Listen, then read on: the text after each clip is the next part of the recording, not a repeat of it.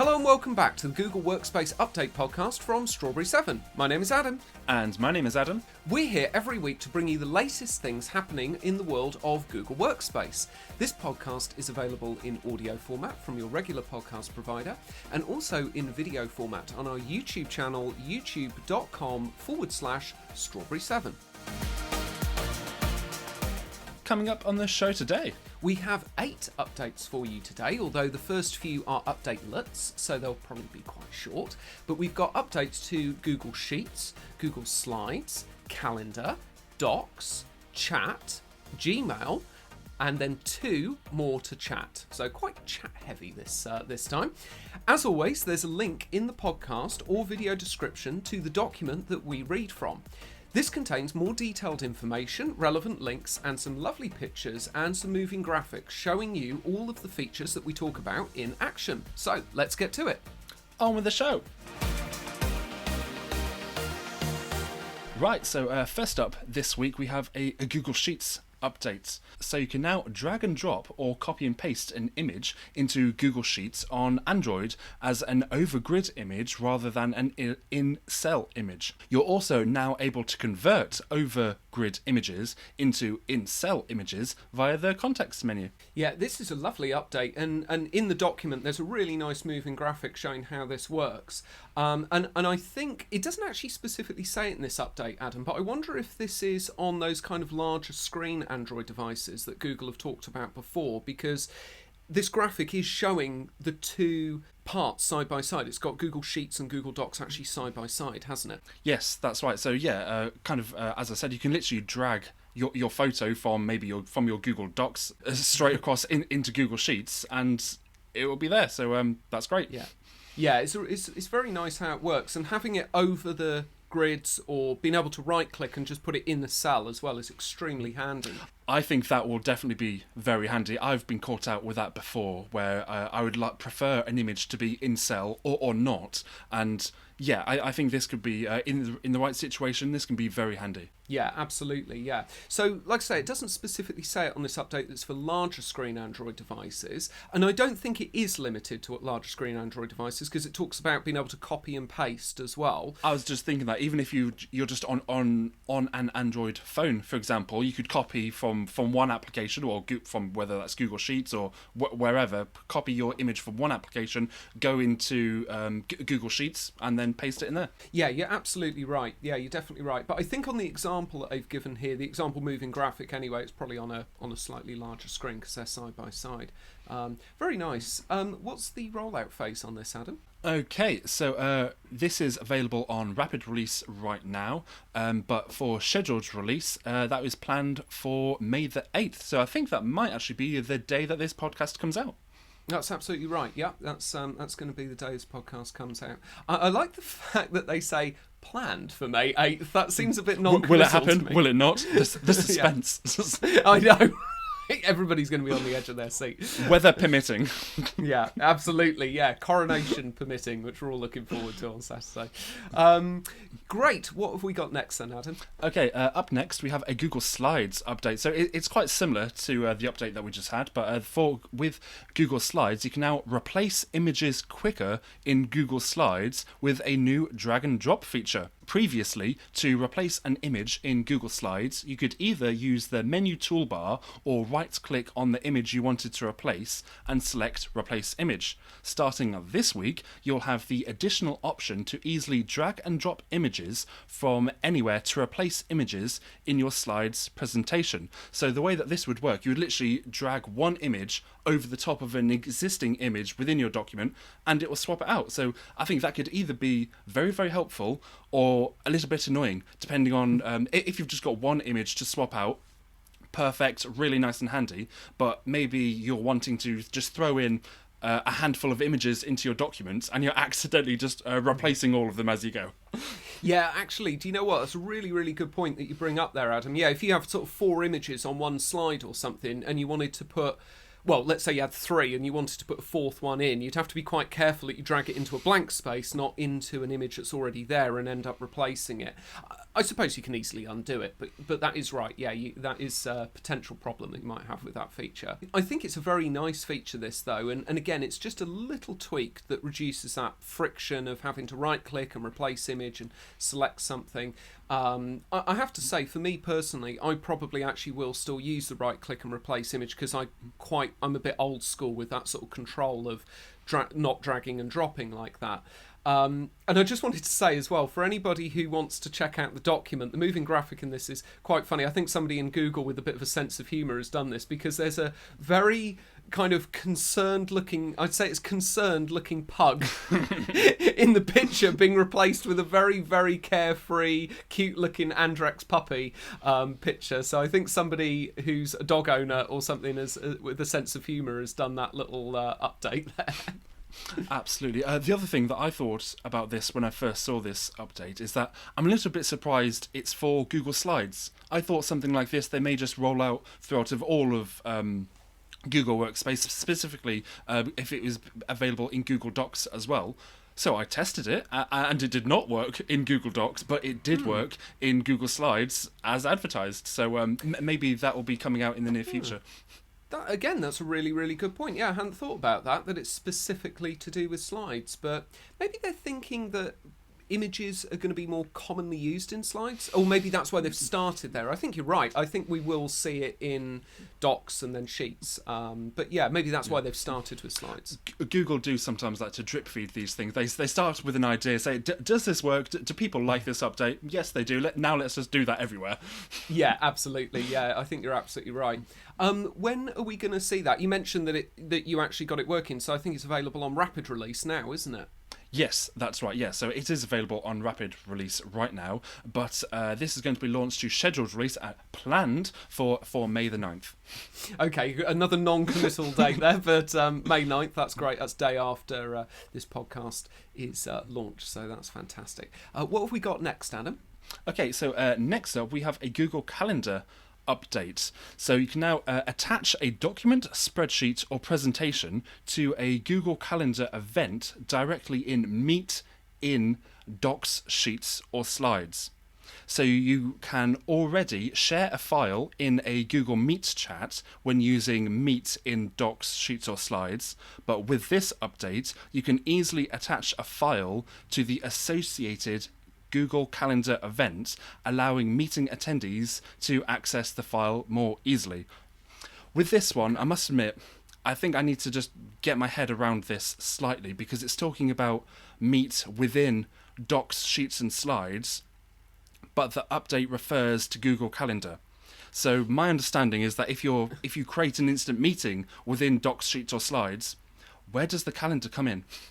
Yeah, I was thinking the same thing. This is quite complicated, isn't it? Because it sounds quite simple, but I actually can't quite understand actually what is happening. I'm sure it's quite a basic update, but just getting the right level of understanding as to what is actually happening here.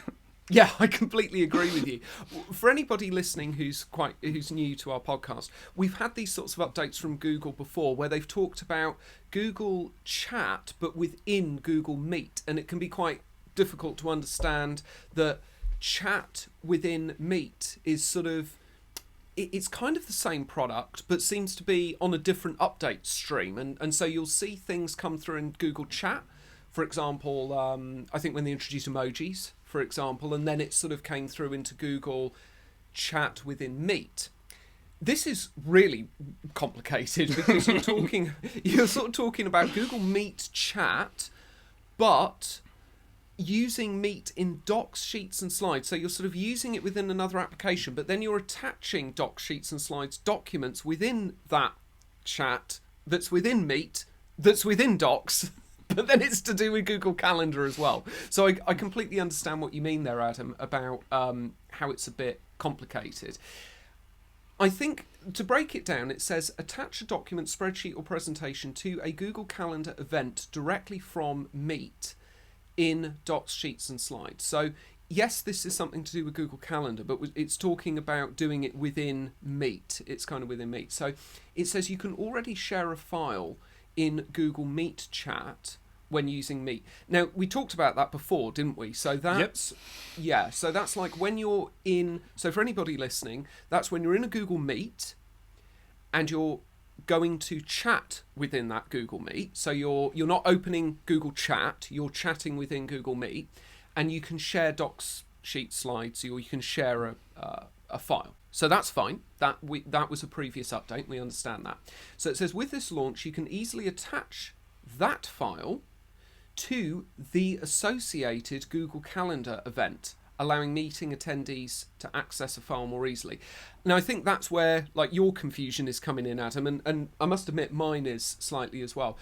I assume that what they're talking about there is the Google Calendar event of the meeting that you're in, because if you're in a meeting, I'm guessing it kind of has come from a Google Calendar event that you've created. I just had a thought about this. So if you have a meeting scheduled within Google Calendar, just as we have done with this meeting that we're on right now, if I open up Google Meet, it will ask me, oh, is this the meeting that you want to join? And I say yes, because that is correct. I wonder if it works a little bit similar if you start Google Meet within Docs. You could say, you have this meeting scheduled for today. Is this actually the meeting that you want to join? So then that would incorporate the Google Calendar element to your meeting within Docs, if that makes sense. Yeah, I think I understand what you mean, yeah. I mean, it's like you said, right? It's a very simple update. It's just that it's a very niche kind of situation that you're going to use this in. And I'm sure if you end up in... I'm sure obviously Google have thought about if you end up in this situation, customers have probably been in this situation. It's not attached in the right way or has been some kind of problem. I think probably the easiest way of understanding this is this is my take on it anyway. If you've got a Google Calendar event that you've set up with somebody, that will have put a Meet link in there automatically. You've then all joined that meeting. You then go into the chat in that meeting and you share a document. I think what it's doing is it's kind of attaching that document to the calendar event so that then after the meeting, somebody goes, oh, the meeting chat has gone, because obviously the meeting's over, but somebody shared a document, I need access to that, but it's there as like an attachment on the Google Calendar event. I think that's what it's kind of saying. The only other thing that I can think that it could be the other way around is if you've created a Google Calendar event, you've invited people, therefore it's created a Meet link, and then you've attached files to the event for use in the event. Maybe those kind of come up very easily in the chat when you're in the meeting, so that it's kind of going, here are the files that you have already attached to this meeting, like the agenda, for example, or something like that. Yeah, but I think the confusion is because it says directly from Meet within Docs, Sheets or Slides. Yes. I think if it just left that out, then this would just be a very straightforward and easy to digest update. Otherwise, it kind of feels like we've gone into the Google Workspace inception, because now it's calendar in Meet in Docs. Yeah, I completely agree with you. Yeah, I like I say, I think it is quite straightforward. And for anybody listening, I think if you interact in this way with Google Calendar and Meet quite often, you've probably got a better idea of how that will flow. But I agree with you, because it's like this inception thing where it's like Google Meet, but chat within Meet, but when you're in Docs and Sheets and Slides, but then you're doing something with Calendar as well. This is another one of those updates. I'm really curious to see what problem did somebody have that Google then came along with this update to then fix. Yeah, I completely agree. Yeah, and that's what I mean about, like, it's probably something that somebody in this niche has sort of encountered again and again, and if somebody's in that sort of situation, it will probably make sense to them, and they'll be going, oh my goodness, thank goodness we can do that now, or all that's going to do it automatically. Lovely. Sorry, any listeners who are listening to this and thinking, right, I have no idea what this update's about. It all makes perfect sense. Yeah, exactly. Yeah. But it is a bit of an Inception type update. There, obviously, we've got the document that you can check out, and there is a link there as well with I think some more details on. And I noticed a little video there. I think it's a little bit generalised, but there might be some more details in there. So who's this available to, Adam? Because this is only available on certain tiers, I think. So this is going to be available to Google Workspace Business Standard, Business Plus, Enterprise Essentials, Enterprise Standard, Enterprise Plus, Education Standard, Education Plus, the Teaching and Learning Upgrade, and non-profit customers only. Yeah, so it's a normal kind of tier that we've seen with these Google kind of Meet updates, even though this is listed as Google Calendar, but this kind of Google Meet type update where it's an enhancement to Google Meet and it's only available to sort of business standard and education standard up. So that's a kind of normal tier there for that. Thank you, Adam. What have we got next? So up next is a slightly more straightforward and easy to digest update. I would agree, yeah. So this update is to do with Google Docs. So you can now add emoji reactions to existing comments in Google Docs. So last year, Google introduced an emoji reaction feature that provides a less formal alternative to comments in Google Docs. Google is building upon this by giving you the ability to add emoji reactions to existing comments in Docs. This new feature increases collaboration by enabling you to quickly and creatively express your opinion about document creation. Now, I know I have a thought about this, but what do you think about this update, Adam? Yeah, I think it's nice. I mean, I think it's certainly kind of where Google go with these sorts of emoji reactions. I think in our last podcast or the one before, there was that update where you had emoji reactions to do with announcements in Spaces, and this is certainly a similar kind of thing. What I would actually like to see with this is a bit of an enhancement to this, which funnily enough has actually come up in the moving graphic here, because one of the examples that they've given is the +1 that they've added, like as if to say, oh yeah, I want to upvote this feature. But what they haven't shown there is whether you can click on that and that's interactive to say, I want to add to that. But interestingly, the update below it, that's sort of that party one, that somebody is clicking on that and adding to that. So I assume the +1, you can click on it and it would go +2, +3, +4 to upvote the feature. I mean, we've talked about this before, haven't we? For us, it's probably a little bit informal, but I think at the very least being able to add like the thumbs up or something like that, like you could do that to the comment to say, yes, I've acknowledged this, or yes, I've done this, or a tick to say, yeah, I've done this, I think is quite useful. I mean, what are your thoughts, Adam? So I think emojis are great. They definitely do have a place. They're great for when you're chatting with your gal pal or just a bit of banter with the lads or something along those lines. However, this update, because it's adding emoji reactions to comments within docs, I think usually if there's going to be a comment within a doc, it's probably going to be in a professional environment. It's probably going to be something constructive to work on, maybe if something just slightly needs tweaking, or remember to include this within the project, something along those lines. And I'm not sure I think it's necessarily relevant or even appropriate to add emoji reactions to that, because say if we had a document and you said, can you just reformat this or something, and then I just reply with lol and a laughing emoji, it's like, is that actually appropriate or necessary in that situation? Yeah, I guess Google's sort of feelings are, we're all adults in a work environment and we should be using these sorts of things appropriately, I guess. And I think for ease, they've just included the entire emoji bank, because again, it's not kind of specific like, I don't know, 5 emojis or something like that. It's literally, well, from the moving graphic anyway, it's kind of like the entire emoji list that you can pick from. I think on a coding level, they've probably done that just for ease.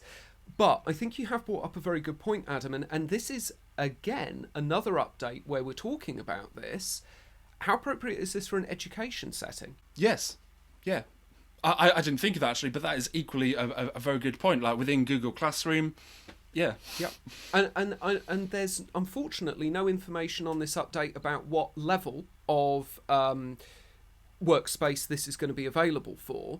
And we are seeing this a bit more with Google updates, where they seem to sort of sometimes tell you, so again, for any listeners thinking, why do we only tell you about what level some of these updates are available for, what tiers of Google Workspace are available for, but only on some updates, is because Google don't tell us on all of the updates anymore. They kind of used to tell us on all of the updates, but they don't really put that information on here now.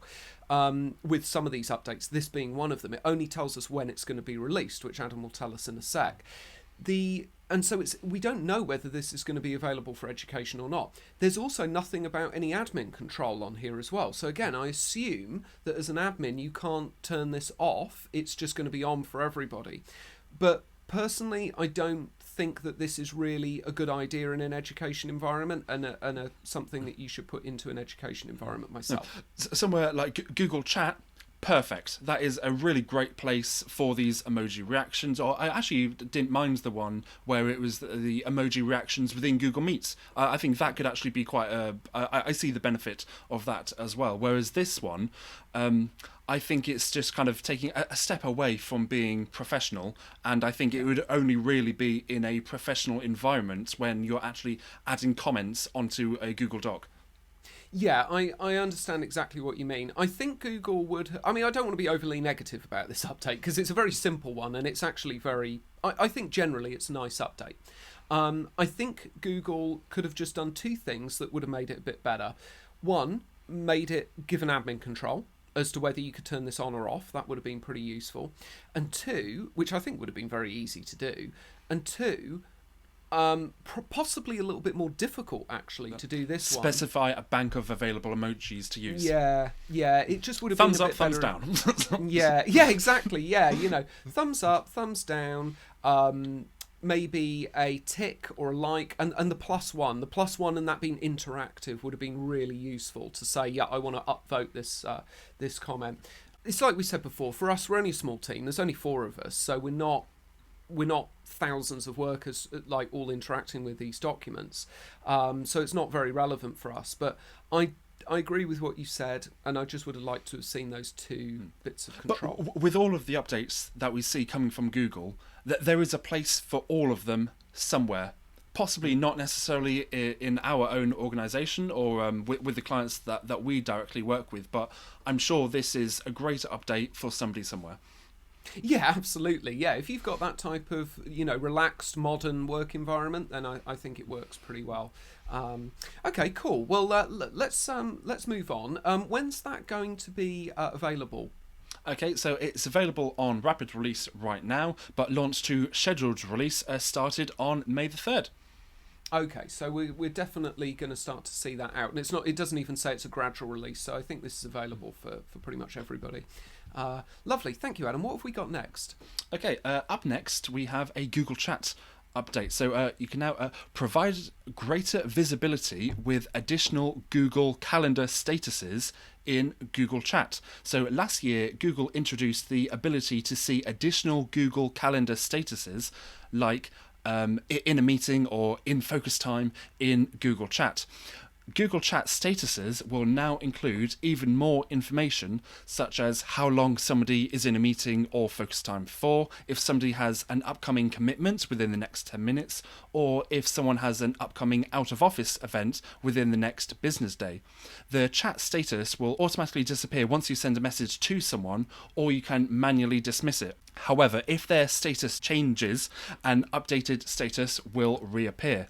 Additionally, you can see the current working location and local time zone set by your colleagues when sending a new message to them in Google Chat. This feature gives you a better understanding of others' availability, helping you plan when to reach out and collaborate. If somebody is currently unavailable, you now have a more accurate picture of their response time. And just a little bit more on this, this feature will be rolling out to mobile devices in coming months. So that implies that it's only available on the web for the moment. Yeah, absolutely. I think generally this is a pretty cool update. I think having the working location is pretty sort of useful. The only thing that I'm thinking about this is I think it's a little bit, and I think you're going to talk about how there's some control over this. So good, at least we're going to see some control over this. But the only thing that I'm thinking is it's sort of infringing a little bit on how much do people want to tell their colleagues about when they're in these meetings. I know there's no detail there. It's not saying, oh, in this example, Madison Wells is in a meeting at 3:55. That's all it tells you. It doesn't say they're in a meeting until 3:55 with this person or this place or anything like that. But I just wonder how much people want to disclose that in something like chat, because I just don't know how comfortable people would be with, in certain situations, with having people even knowing those basic details. I think for a company where it's all very open and it's all like, oh, we just all know what each other's doing, then it's fine. The other thing as well is, I suppose this isn't really critical, but certainly for me, I all the time make meetings and they'll be half an hour and then they'll go on for an hour and a half or 2 hours or whatever. Who would have thought it, right? And so my calendar and those types of things aren't always that accurate, but I am aware that I am kind of in the minority with that. Most people do have quite structured meetings in their calendars, and when they end, and that's, the way that it is. So I think it's an interesting feature, and I do understand how it's helping with visibility of what your colleagues are doing. Like I said, the whole thing of like knowing where your colleagues are in chat, I can really see how that would be useful, because you might go to chat to Madison and it, like it says, working from New York main building, and you go, oh, I'm in them. Oh, Madison's in today. Oh, I'll just go and talk to her then, or I'll just go and see her. So I can see how that's useful. Yeah, I actually really like this update. I think this could be super helpful. The one thing that I thought about it, I actually would prefer it, so it says that the chat status will automatically disappear as soon as you send a message. I would actually prefer it that just stays there all the time. So you for example, we chat frequently using Google Chat throughout the day, and as you say, so you have meetings all the time. So it would be really handy if I'm sending you a message that, oh, you've got a meeting coming up in 10 minutes or whenever that may be, or maybe you're out of office tomorrow, whatever the information present is. However, I'm still going to send you a message. But then maybe I'll go back to chat later on just to follow on with what I said before, but your situation may have changed by that time. So I would actually quite like it just as a bit of a visual reminder for it to actually stay there all the time. I wonder if it means, though, that I would have to send you a message for the status to change. If you sent me a message, the status would change there, but it would have to be if I sent you a message, because then it's like, oh, Adam isn't in the meeting because he's sending a message. Do you see what I mean? Maybe. That would be interesting. I interpreted it as being the other way around, but then equally, so many times you've dropped me a message saying, oh, I'm just in a meeting right now, I will message you back later, but then maybe you'd have a back-to-back meeting, or maybe there'd be something else. So again, just having the visual reminder, oh, by the way, Adam is in a meeting all day today, so then that would explain if there had been a slow reply on that occasion, or something like that. I think it would actually be quite helpful if it did not automatically disappear. Yeah, absolutely, yeah. And to sort of follow on from what you said as well, sometimes the stuff that's in my calendar isn't that relevant, because I don't often do this with my calendar personally, but I'm just thinking of, somebody who might do something else. Sometimes I just put in my calendar that I might have a delivery that day or whatever, and it might be from 9 till 4 p.m, 9 a.m. to 4 p.m. Is Google Chat going to interpret that as me in a meeting at that time? Or does it somehow know the difference between just a calendar entry and a meeting entry? It would be interesting to see what we see when this starts to roll out in terms of our interactions with each other. Yes, I think a very interesting add-on to this potentially could be in the future. So at the moment, it did kind of mention that it's integrating within Google Calendar. So if you have a meeting scheduled, then that is what will appear. But I think it would be quite cool that if you just within Google Meet, if you just started an instant meeting and then still went to chat with somebody, then it would still just say that you're in a meeting for an undisclosed time. It would just say that he's in a meeting at the moment. Because fairly frequently, when we're chatting with our colleagues, we'll be talking about something. Oh, let's just quickly jump on a meet to sort that out. So it wasn't a scheduled meeting, but we are still essentially in a meeting at that moment. Yeah, absolutely. Yeah. It's an interesting feature, and I can definitely see how it's got a use case. It will be interesting for us to see how it's going to work with us, in terms of those sorts of things coming through on chat with the calendar there. Lovely. Could you tell us a little bit about getting started with the controls here, Adam? Sure. So for the admins, this feature will be on by default and can be disabled at the domain or organizational unit level. You can also visit Google's Help Center to learn more about setting calendar user availability. As always, added some links. There is a link to the document in the podcast description. So there are some links within this that will hopefully be helpful for everybody. For the end users to get started with this, if this has been enabled by your admin, your calendar status will be visible across Google Workspace products. And again, you can visit Google's Help Center to learn more about setting your availability in Google Calendar, changing your availability status and mute notifications in Google Chat, or how to stop sharing availability information with other apps. Yeah, so really nice that there's some control over this, even for the end users to be able to control their status there. This is the thing. I think as long as you've got the control to be able to turn it on or off, then all of these updates are great, because then you can choose whether you want to turn it on or off. But good to know that for admins it's on, and therefore for end users it's on, unless your admin has turned it off specifically. So good to know that.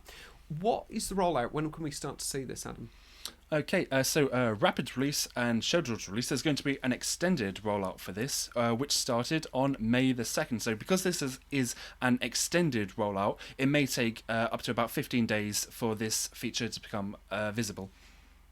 It's actually interesting that they've made a specific note there where they've said potentially longer than 15 days as well. So this is planned. I think it's planned. Yeah, I think it's quite difficult for them to roll this out, because it seems quite complicated to all tie into Google Calendar in that way. Who's this going to be available for, Adam?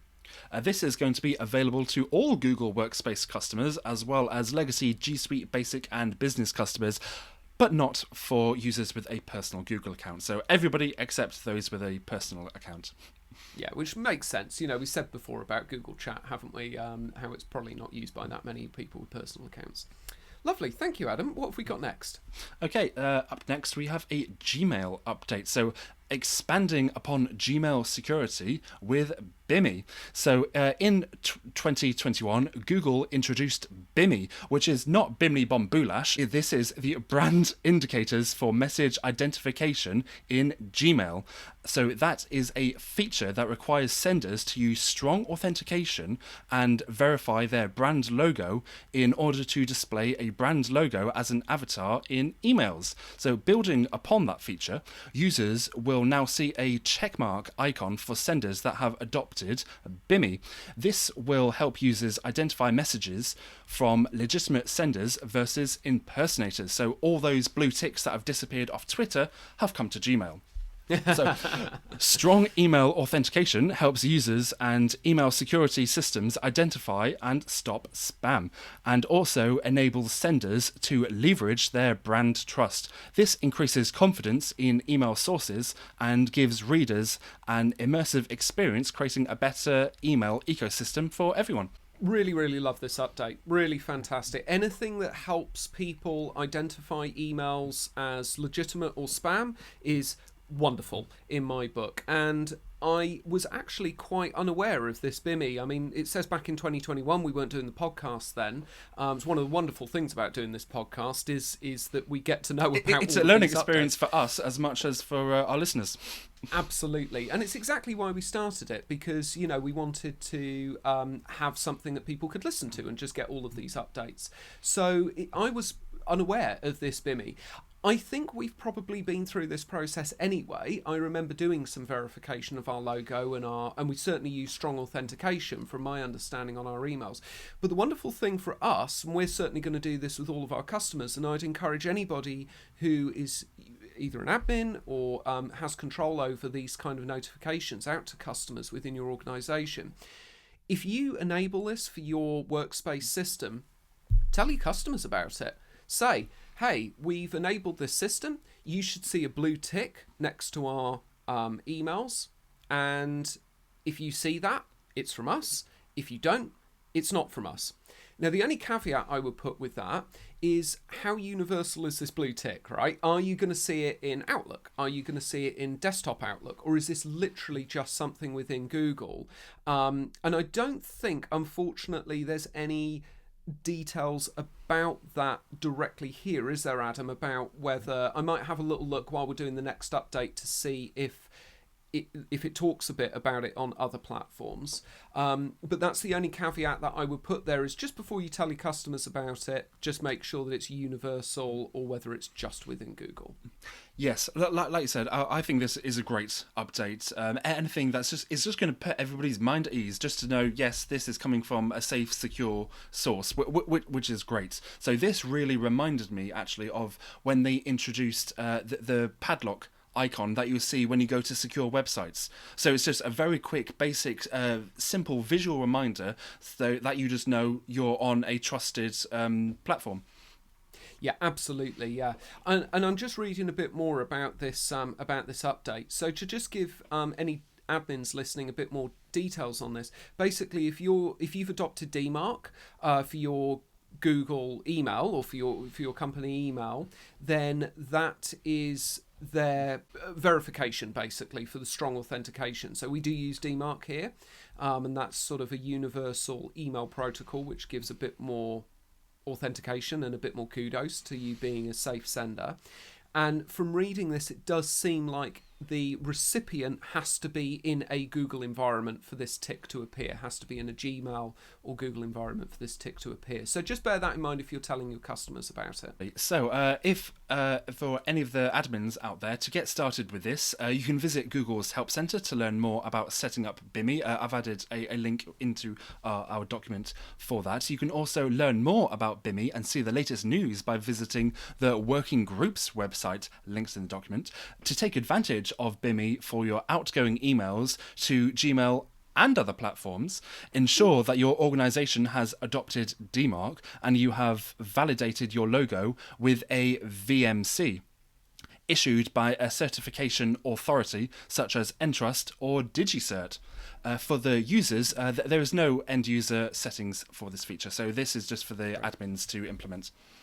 Lovely, thank you, Adam. We definitely haven't verified our logo in that way, so I'm going to look into that because I would like to have a little blue tick for our emails to validate them. What's the rollout without paying pace? For it. Yeah, exactly. What's the rollout pace here and availability, Adam? Okay, so rapid release and scheduled release, full rollout started on May the 3rd. Okay, no problem. So just to be clear, that's starting on May the 3rd, right? Yes. This is going to be available to all Google Workspace customers, as well as legacy G Suite Basic and Business customers. This is also going to be available to users with a personal Google account. Okay, wonderful. And just going back there to the rollout, it does say 1 to 3 days for feature availability. So if that was on May the 3rd, then certainly when people listen to this podcast, they should see that. So yeah, that's wonderful. It should have started by then. It should have started or starting, whichever it is.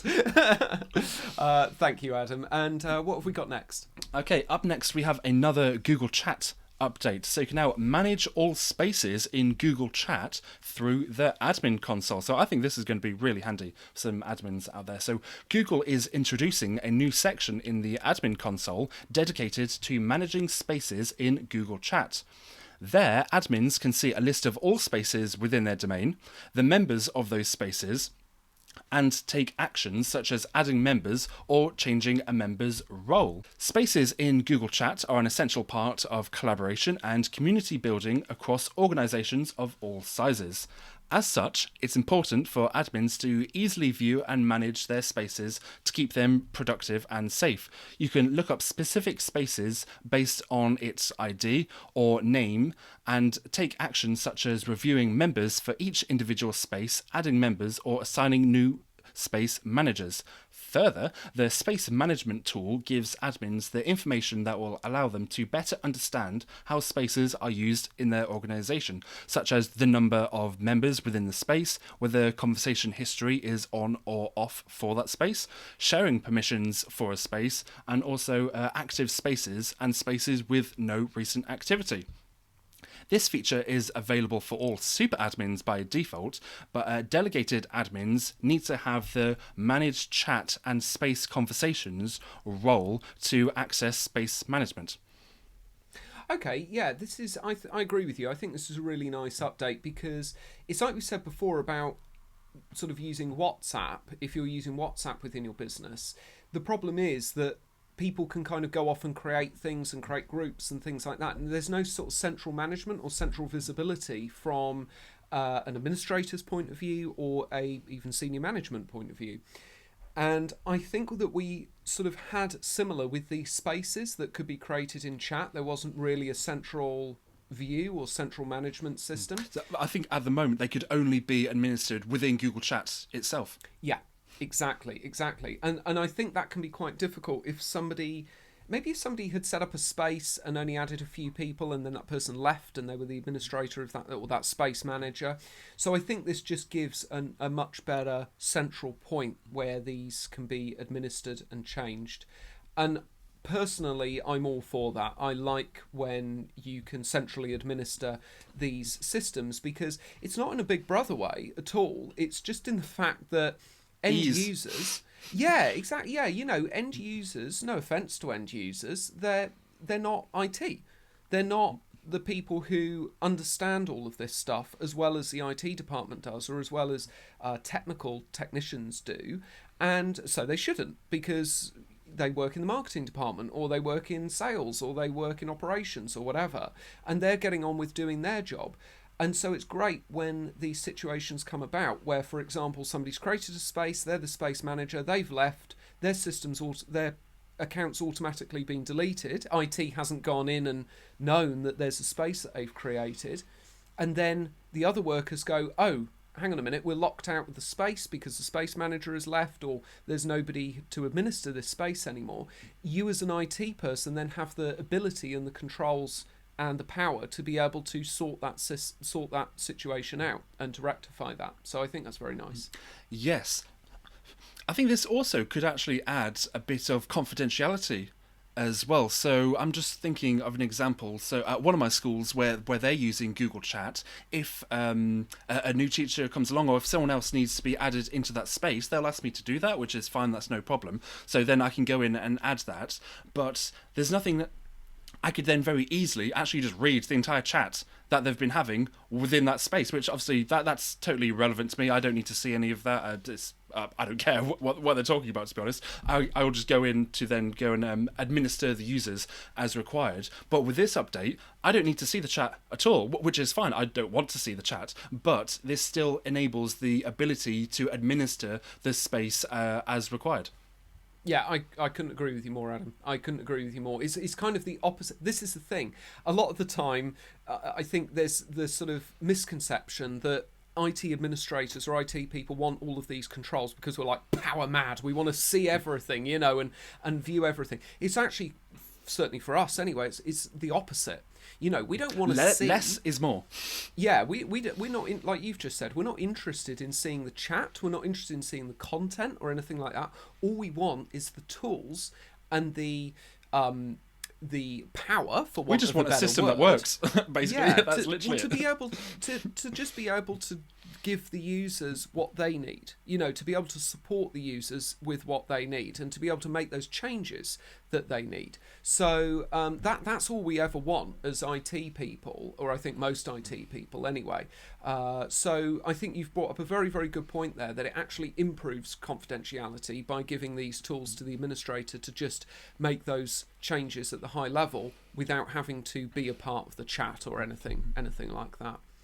Lovely, thank you, Adam. I think there's something about getting started here, isn't there? There's some nice pictures actually as well with getting started. Yes, that's right. So to get started for the admins, in the admin console, you can navigate to Apps, then Google Workspace, settings for Google Chat, then manage spaces. And if you need some more information, you can always visit Google's Help Center to learn more about managing spaces in the admin console, link in the document. For the end users, though, there is no end user action required for this update. Lovely. And what's the rollout pace here and availability? Okay, so rapid release and scheduled release, there is a gradual rollout, so up to 15 days planned, which is starting on May the 8th. So again, I think that's the day this podcast comes out. Yep. And this is going to be available to all Google Workspace customers. Oh, nice. Right across the board. Yeah, that makes sense. Yeah. Okay, lovely. And I think we've got one more update, haven't we, Adam? Yes, that's right, and it's another one for Google Chat. So you can now quote a previous message in Google Chat. So oftentimes, I love sometimes the language they use. Who starts a sentence with oftentimes? Oftentimes. In ye oldie times. I know, right? So yes, in ye olden times, Google Chat conversations cover a wide variety of topics in a short period of time, causing you to potentially lose the context of a chat sent earlier in the message stream. To improve your web and mobile chat experience in scenarios such as this, Google is introducing a feature that allows you to quote a previous message when sending a reply in a direct message, group message, or space, if that space has been configured with inline threading, which is something that we've discussed a fair bit within this podcast. So listen back to some earlier episodes for more information on that. This feature helps provide context to a message response by allowing you to directly reference a previous message. People may use message quoting when they want their response to show up in their main message stream, compared to inline threading where message responses are shown as a separate thread. So instantly, an idea of the way that this works is basically exactly the same as how you would reply to a message in WhatsApp. It's basically that, but coming to Google Chat. Yeah, absolutely. Yep, definitely. And I like the fact that Google have put in that little bit at the end there that you read about the difference between this and inline threading, because that was exactly what I was thinking in my mind was, okay, but what is the difference between this and inline threading? So just for clarity for anybody who's listening new, thinking what's inline threading, I'm not familiar with that. As Adam said, we talked about it in a previous episode, so you can go back and listen to that in more detail in some of our previous episodes.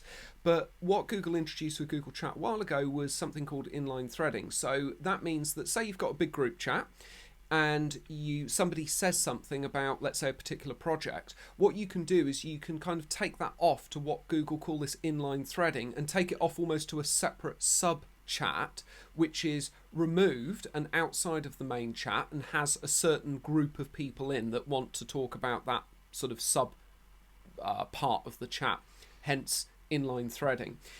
This is keeping it in the main space, but just quoting somebody, as Adam says, exactly like you would do in WhatsApp. So hopefully that makes that clear as to the distinction there. Yes, so I was just going to say, so inline threading, so that's if you imagine the main body of a conversation is in column A and somebody replied to a message, that would then go into column B. And if then somebody wanted to directly to reply to something else within your reply, that could end up in column C. Whereas this is just keeping everything in column A.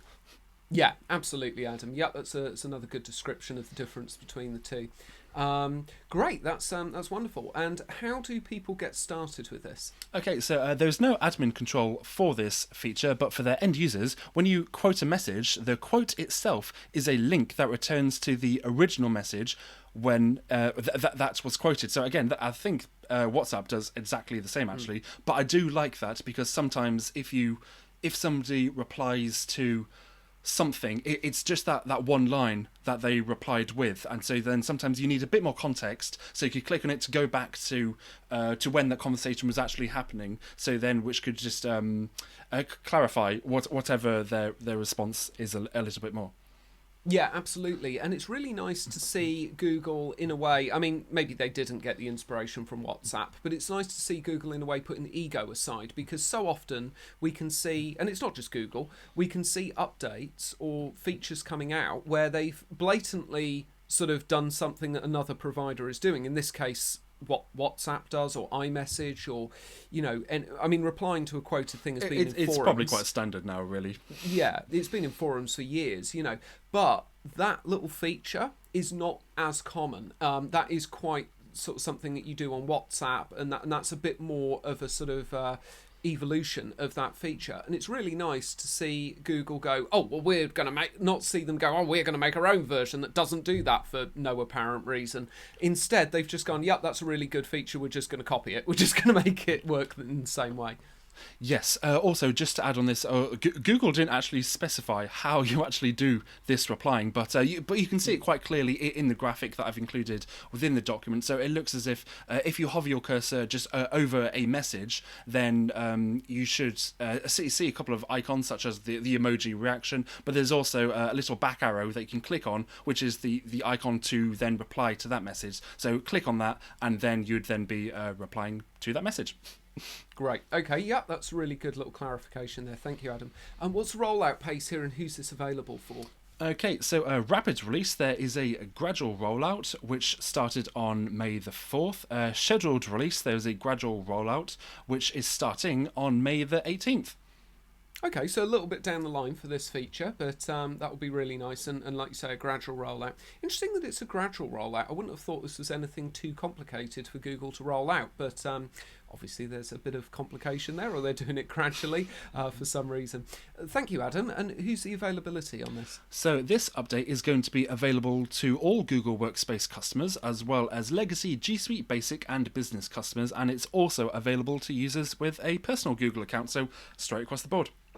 Excellent, and available to everybody. That's really, really nice. Well, thank you so much, Adam, for all of those updates. And that's it, everybody. That's everything you need to know about things that are happening in the latest updates in the world of Google Workspace. Remember that this podcast is available in audio format from your regular podcast provider, and also in video format on our YouTube channel, youtube.com/strawberry7. And just a little note, please do share this with any of your colleagues or anybody who you think might be interested in this podcast. We're really trying to reach as many people as possible to help them get information about these updates. So if you've got anybody, any colleagues who you think might benefit from this podcast, please do share it and pass it along. Really, really appreciate it. Thank you very much for joining us this week. We'll be back again next Monday with more updates. Goodbye. Bye.